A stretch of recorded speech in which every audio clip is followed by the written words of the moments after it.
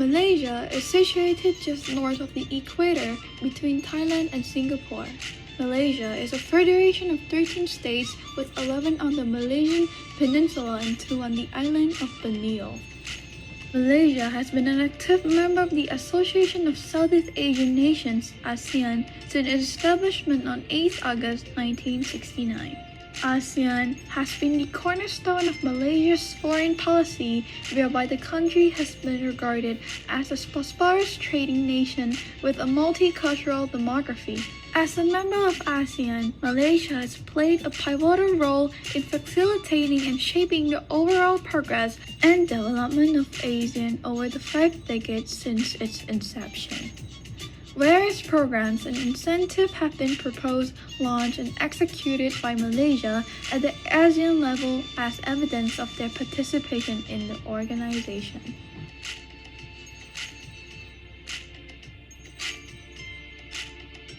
With a population around 27 million people, a low cost of living, and a year-round tropical climate, Malaysia remains a favorite destination for travelers all over the world.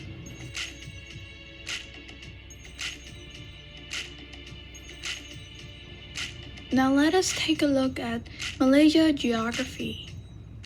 Malaysia is located in the southeast of Asian continent. Therefore, this region is often referred to as Southeast Asia. Malaysia consists of 2 parts: Peninsula Malaysia, located between Thailand in the north and Singapore in the south, and the 2 provinces Sabah and Sarawak, located on Borneo. We also talk about Peninsula Malaysia and Borneo. Peninsula Malaysia is located just above the equator and Borneo just beneath it. The large island Borneo is shared with Indonesia and Brunei. To the north, it borders the Philippines with the sea. The capital city of Malaysia is called Kuala Lumpur, a metropolis with over 1.6 million inhabitants in the city center. Now we are going to talk about the history and historical fact of Malaysia. Malaysia under British ruling. The Portuguese were the first to occupy Malacca. During the VOC era, the Dutch seized power in Malacca in 1641. At first, the British didn't put much effort into Malacca and established themselves on the island Penang in 1786. Only until 1795, the British took over command of the Dutch in Malacca, who started focusing more on trade all around Indonesia. It is said the Dutch traded Malaysia for Indonesia.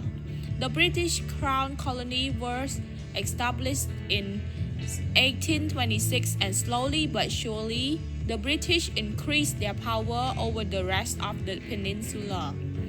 The British first colonized the peninsula, and after that, between 1840 and 1882, also annexed East Malaysia, Sabah and Sarawak into the British Crown colony.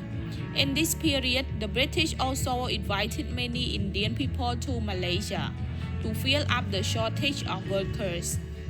After the Japanese occupation during World War II, the strife for independence grew among Malay people.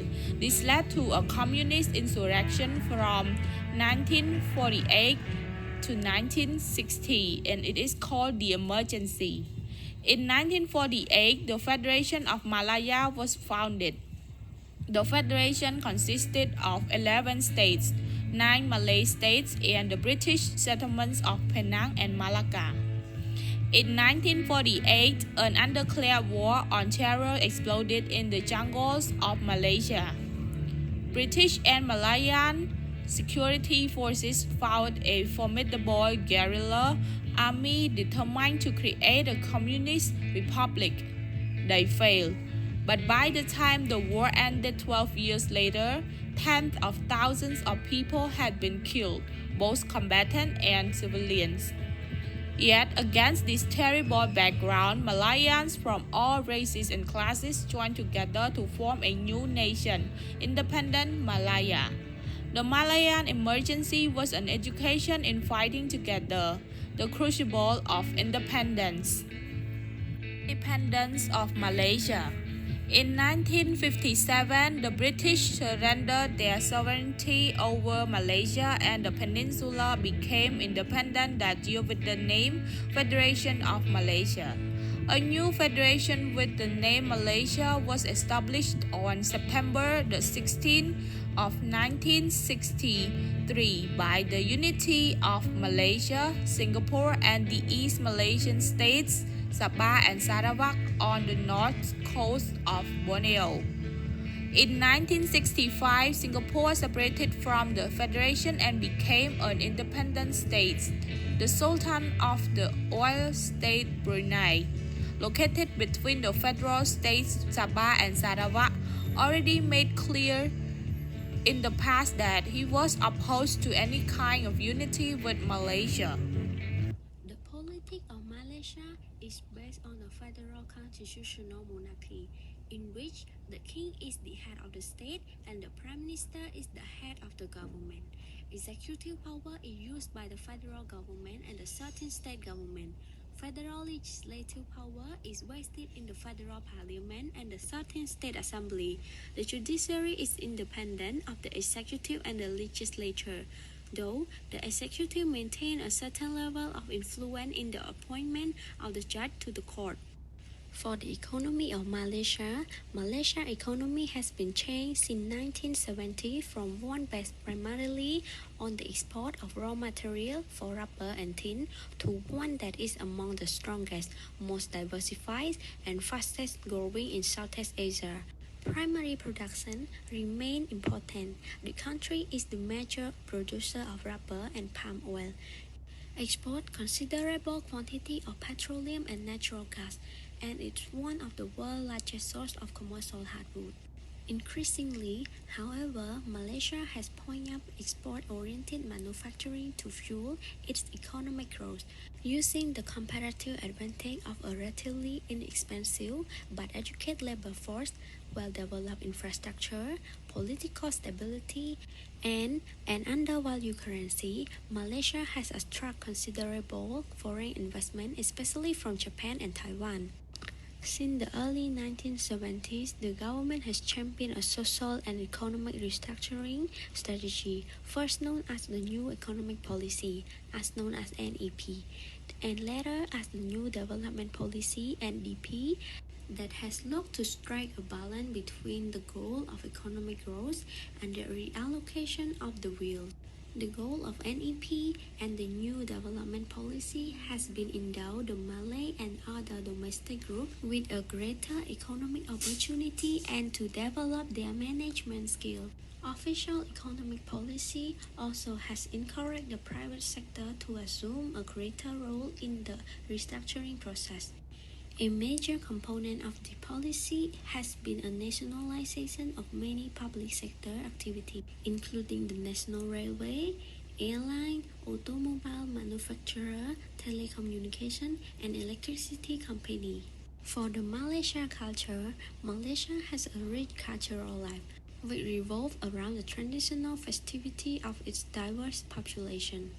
And in Malaysia, they do multicultural holidays, such as the major Muslim holiday Hari Raya Puasa, which means holiday of fasting, or Aidilfitri to celebrate the end of the fasting month of Ramadan.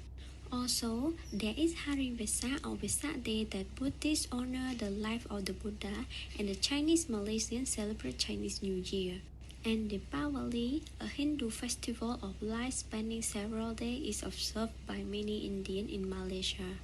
However, a holiday that spans all ethnic groups and religion is Hari Kebangsaan, which is National Day, a celebration of Malaysia's independence on August 31st. And for Malaysian cuisine, traditional Malay cuisine consists of white rice served with various curry and fried dishes, satay, smoked skewers of chicken or beef dipped in a spicy peanut sauce, nasi goreng, the most popular dish, which is nasi lemak, which is coconut rice served with fried anchovy, peanut, and curry dish, and egg, are among the most common Malay food. Malaysian cuisine reflects a mixture of ethnic groups in a country population. Three most prominent cuisines are Chinese, Indian, and Malay. All these foods, while recognizably Chinese or Indian, have developed a distinctly Malaysian character. The current event of Malaysia. The coronavirus pandemic has set alarm bells ringing as it has spread all over the world. There are a large number of cases and deaths reported each day. The spread of the virus can have several impacts on the economy, business, and society. Malaysia exports drop, the employment rate is on the rise, and the economic growth shrinks due to the virus. Other than that, small and medium enterprises (SME) also fall prey to the virus as most of them have to shut down. Society also faces the need to change their perception and behavior in order to accustom to the government's enforcement. The great news is, after 2 years, Malaysia will reopen its border on April 1st. This move is an exit strategy to allow us all to return back to an almost normal life after nearly 2 years fighting the COVID-19. According to CNA News, Malaysia will allow quarantine-free entry for fully vaccinated travelers from April 1st, adding almost 2 years of the strictest border controls introduced to contain the COVID-19 outbreak.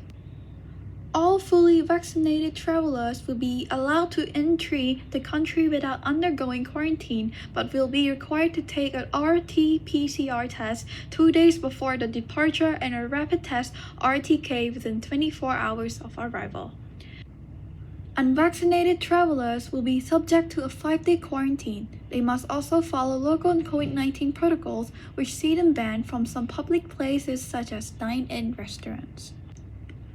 Moreover, for the people living in Singapore and Malaysia, for the first time in 2 years, they will be able to drive their cars or ride their motorcycle across the causeway and second link, using their private transport. All fully vaccinated travelers and non-fully vaccinated children aged 12 and below will no longer be subjected to any COVID-19 test requirement. Travelers can use vaccination check portal on the Safe Travel website to submit their digital vaccination certificates in advance, said Singapore Ministry of Trade and Industry. The government has stated that we believe that the reopening of our borders will not only allow Malaysians to travel freely and for foreigners to visit our country, but it will also improve the economy. The tourism industry, which has been greatly affected by the border closures, can now fully be opened. Yang begitu terkesan akibat daripada penutupan sempadan ini boleh dibuka sepenuhnya.